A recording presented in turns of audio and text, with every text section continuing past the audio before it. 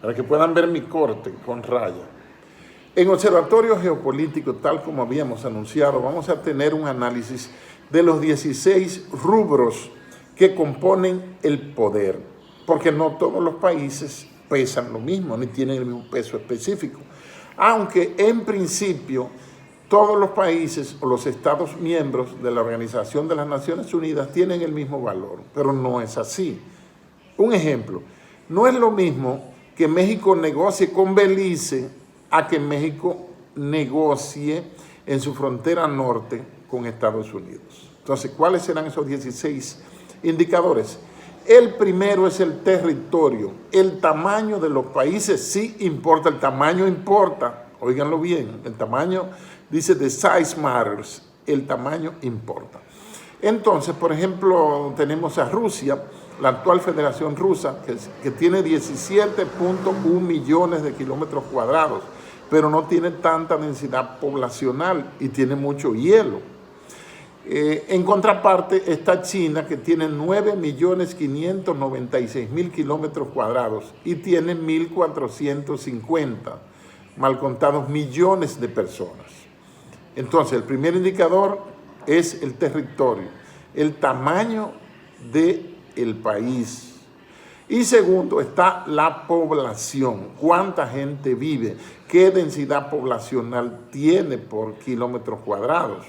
Todos esos factores. Entonces va un factor que es el territorio y el segundo la población. Pero hay que preguntar también, esa población, ¿son disciplinados, educados, todos puestos a algo a favor del país, como el caso de los chinos, o son personas cuyo presidente Trump tuvo que emitir una alerta sanitaria por el consumo de estupefacientes? ¿Es una población pujante que trabaja o es una población que están abandonando en masa los empleos? Y en Estados Unidos los negocios dicen now hiring, o sea, estamos contratando. Y la gente no quiere trabajar porque en vez de coger lucha prefiere cobrar los $1.500 que está mandando la administración de Biden. Primer indicador, territorio. Segundo indicador, la población. El tercero es el PIB, o Producto Bruto Interno o Producto Interno Bruto, como usted quiera. Eso es la suma de todo lo que produce, sea vía infraestructura industrial, sea vía cobro de impuestos o por la vía que sea, que produce un Estado. Entonces hay un World Rank, hay un rango mundial de acuerdo al PIB. Por ejemplo, ahora, en estas fechas, China está en el número 1 por el Power Parity Purchase, el poder de paridad de compra. Ya superó hace 2 años a Estados Unidos, pero en PIB nominal Estados Unidos es la primera potencia. El cuarto tiene que ver con la gente, el índice de desarrollo humano, en qué puesto está. Es decir, el índice de desarrollo humano es el indicador de las posibilidades que tiene un ciudadano del país X, del país que sea, con las condiciones legales de oferta de estudio, oferta de empleo, salario, legislación, ambiente laboral, de trascender y moverse en la escala social. Entonces entran en juego si tiene universidad alguna ese país en el ranking de las mejores 200 universidades del mundo. Y también si esas universidades hacen investigación y desarrollo. Lo quinto, o el quinto, es el rango etario, el rango de edad. Vemos que la población dominicana es eminentemente joven, entre 18 y 38 años, pero la población rusa está envejeciendo bastante, y eso que ahí no entran la agenda LGTB. Pero en los países como Italia, España también, que las mujeres no quieren parir, que tienen el aborto puesto desde 2002, y donde está permitido el matrimonio entre personas del mismo sexo que no son reproductivas. Por más que le den a un pájaro, o 2 pájaros se den, no quedan preñadas, entonces no son reproductivas. Yo digo las cosas claras. Entonces, el rango de edad, porque hay unas capacidades, si está en edad productiva o no. Si es demasiado joven, es menor, no va a trabajar, ¿verdad? El sexto tiene relación con eso, y es la expectativa de vida, que aquí en Dominicana son 70 años. Entonces, para los más sanos, pues pueden superar eso. Los que no se drogan, los que no beben, los que no fuman, los que no cuerean de madrugada, esas cosas. Entonces, la expectativa de vida también tiene que ver con la potencialidad de un país. El séptimo son los commodities. Ahí nos metemos ya, dejamos al ser humano y nos metemos en los intereses. Los commodities son los recursos naturales. ¿Qué disponibilidad y qué cantidad de agua potable tienen? Si tiene materiales estratégicos, si tiene tierras raras, si tiene litio, si tiene petróleo, si tiene gas. Todos esos commodities, petróleo, gas, oro, todos esos commodities son los recursos naturales que son explotables o por el mismo país si es potencia, o los países potencia van y lo explotan en los países que no tienen rango. El 8 es la moneda. ¿Qué tan fuerte es su moneda? Ustedes se han fijado que desde hace como 10 años se ha desaparecido de los periódicos dominicanos y de los comentarios de los economistas el tema de la devaluación del peso. No se habla de eso, de devaluación del peso. No, dicen que el dólar subió, pero no dicen con respecto al peso, o sea, con respecto al dólar, ¿dónde ha quedado el peso? Esa es la fortaleza principal de Estados Unidos. Su principal carta estratégica es precisamente la moneda, el dólar, porque es una moneda fide, que se tiene fe en ella porque es la moneda de la potencia mundial, de la única y primera y quizás única potencia global de la historia, como dice Brzezinski. Entonces, cuando hay falta de dinero en Estados Unidos, ellos mandan a imprimen en su impresora, que es la Reserva Federal, que fue creada de sorpresa, calladitamente, si es que existe esa palabra, en la Navidad, el día 25 de diciembre de 1913, durante la presidencia de Theodore Roosevelt. ¿Para qué? Para que sea una especie de banco central. Entonces, la moneda de un país es su principal fortaleza económica. Otro aspecto, que es el número 9, es en la posición que usted está en la ONU. Ya dije al principio que todos los países son iguales en teoría en la ONU, pero si usted es miembro del Consejo de Seguridad con poder de veto, entonces usted tiene más peso que Belice, que Uganda y que Haití, y que Dominicano también. El número 10 es la capacidad nuclear.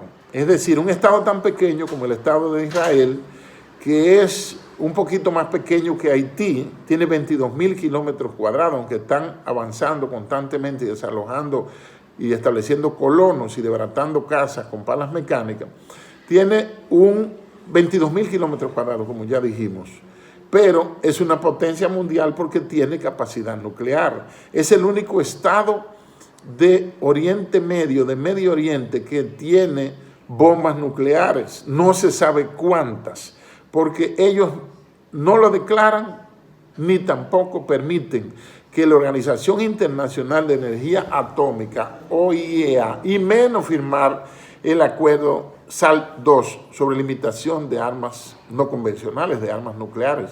Pero Israel es toda una potencia porque tiene capacidad nuclear. Entonces, el número 11, la influencia regional. Y ahí me sale como ejemplo Turquía.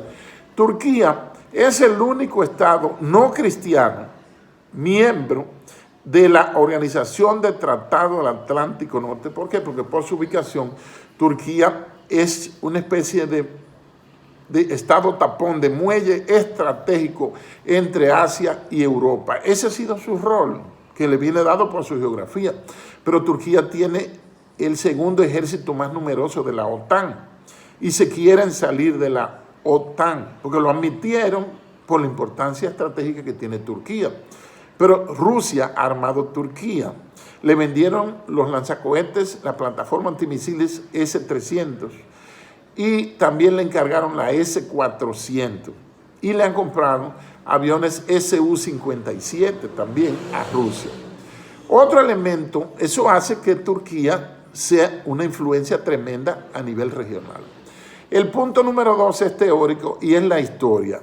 Es decir, la historia de los países. Si usted está analizando la crisis actual entre Haití y República Dominicana, usted tiene necesariamente que mirar a la historia y leer a Jean-Pierre Mars, su libro sobre la República Dominicana y la República de Haití. Tiene que leer el Degüello de Moca, 3 de abril de 1805, donde eliminaron la gente de Jean-Jacques Dessalines, dicen Dessalines, pero es Dessalines. Mataron a todo el que era blanco o a todo el que era clarito ese día de 1805, que ojo, no éramos República Dominicana todavía. Entonces la historia tiene un peso importante también para definir el poder que tienen los estados en el ajedrez estratégico geopolítico. El punto número 13 es la capacidad militar. Por supuesto, se parece bastante a la capacidad nuclear, pero la capacidad nuclear no es solamente con fines bélicos, ojo, sino también para generación de energía. Entonces, la capacidad militar va a englobar si tiene capacidad nuclear, el tamaño de su ejército, la inversión en defensa. Es otro hecho importante. Por ejemplo, Turquía ya dijimos que tiene el segundo más grande ejército de la OTAN. Pero China, por ejemplo, ya tiene el 1.000.000 de soldados robots, que nos vamos a meter ahorita al indicador de la tecnología. Entonces, la capacidad militar es el entrenamiento, los capabilities, que son capacidades humanas, destrezas, entrenamiento, fuerzas especiales, desplazamiento, capacidad de abastecimiento de combustible en el aire, aviones, drones. Todo eso tiene que ver con la capacidad de un Estado. Antier, en el Dubai Air Show, en el show aéreo de Dubai, Rusia presentó, luego de que presentó hace 3 años sus misiles intercontinentales que se desplazan a 20 Mach, es decir, a 20 veces la velocidad del sonido. Y desde Rusia, un misil Kinzhal o Sarmat, que significa Satán, llegaría a los Cayos de la Florida en 7 minutos. Entonces, la capacidad militar, Rusia es líder en armas hipersónicas. Rusia admite que tiene unas 2.500 bombas nucleares, las mismas aproximadamente que admite Estados Unidos. Entonces, la capacidad militar hace que, por ejemplo, los Estados miembros del Consejo de Seguridad de las Naciones Unidas, de lo que yo llamo la caja negra del mundo, los 5 que tienen poder de veto, es decir, de aprobar y desaprobar lo que sea que se apruebe en la Asamblea General con 192 países, 194, algo así, son esos 5 y todos tienen capacidad nuclear. Está Estados Unidos, China, Francia, Reino Unido y siempre me traiciona la memoria, me falta uno. Bueno, son 5. Francia, que es el único europeo que tiene capacidad nuclear. Estados Unidos, Reino Unido, China, por supuesto, y Rusia también, me faltaba Rusia. Entonces, la capacidad militar es el número 13. El 14 es la capacidad tecnológica que tiene una aplicación y ojo, tecnología no es hacer el celular más bonito que tenga 10 cámaras, 8 cámaras, que tenga reconocimiento facial, que tenga reconocimiento con huella, activación de voz. Tecnología no es solamente el celular último modelo, no se dejen sorprender.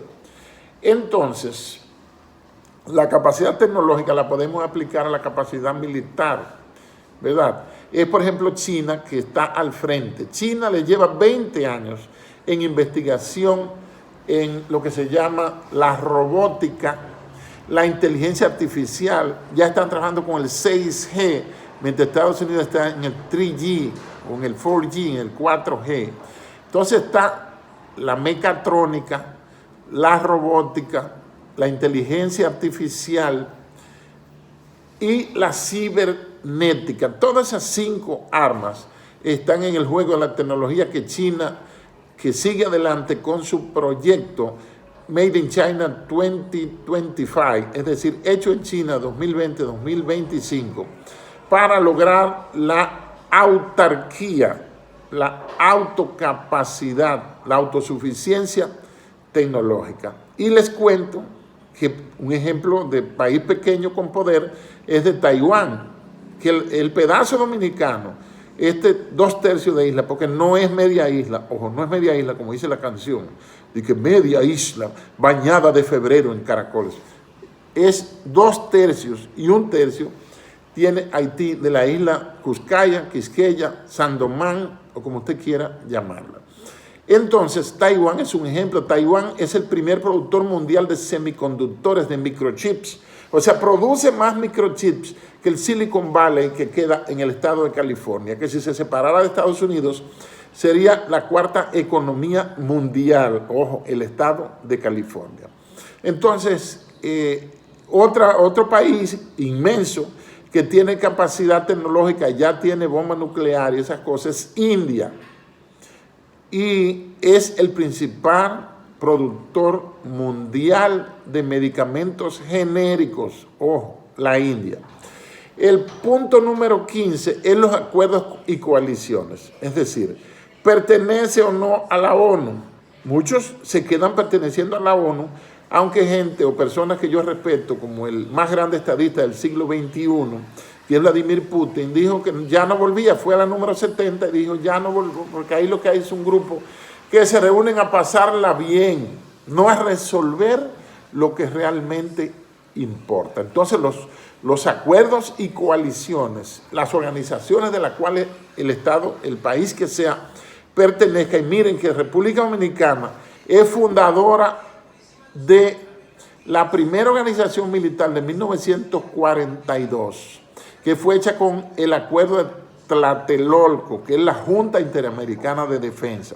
La República Dominicana es fundadora de la Organización de Estados Americanos, Organización de Estados Inútiles, y también es fundadora de la Organización de las Naciones Unidas. Las 3 entidades fue durante la era de Trujillo. Si usted va a la Casa del Soldado, si usted va donde está la Junta Interamericana de Defensa, que comparte el edificio allá en Washington de la Organización de Estados Americanos, la guía o el guía que los reciba le va a decir: esta mesa con 30 y tantas sillas fue donada por el dictador dominicano, generalísimo doctor Rafael Leónidas Trujillo Molina, de un solo árbol de caoba dominicana. Fueron hechas todas esas sillas, una para cada estado miembro fundador de la Organización de Estados Americanos. Y Trujillo, el local donde está la embajada, la casa, la compró. Y la casa del señor embajador de turno, que está en el número 30 de la H. Bale Terrace, Vale Terrace, en Washington, también la compró Trujillo, que era bastante malo y bastante bruto y demasiado criminal, para que nadie vaya a desalojar a los dominicanos de su embajada ni de su casa. Entonces las coaliciones y los acuerdos que se puedan formar, por ejemplo, siempre Estados Unidos y Reino Unido han estado alineados, siempre. No hay que dudar de que van a pelear juntos. Es el punto 15. Punto 16, comercio exterior. Y ahorita, hace unos minutos, tendido en mi cama, estuve pensando que Dominicana es un país de muchas paradojas. Por ejemplo, nuestros 2 principales socios comerciales son Haití y Estados Unidos, o Estados Unidos y Haití, por decirlo en orden alfabético, como debe hacerse con arreglo a la cortesía en las relaciones en el mundo internacional. Entonces, Estados Unidos, que es la principal potencia mundial todavía, y Haití, que es el país más pobre del hemisferio occidental y uno de los más pobres del mundo en todo, en índice de desarrollo humano, en marginalidad, en desigualdad social, en educación, en todo lo que usted pueda imaginarse, es nuestro segundo gran socio comercial. O sea, estamos entre el cielo y el infierno. Este ha sido nada menos que un recorrido sobre los 16 puntos o rubros con R que representan a los países, el poder real de los países. Se lo voy a enumerar. 1, territorio. 2, población. 3, PIB. 4, índice de desarrollo humano, la calidad de sus universidades, si hace investigación y desarrollo. También va el rango etario. El 6, la expectativa de vida. El 7, los commodities o materiales que tenga, que disponga, oro, agua, todas esas cosas, petróleo, gas. El 8 es su moneda. El 9, el punto o el asiento que ocupa en la ONU. ¿Cuál es el puesto que tiene en la ONU?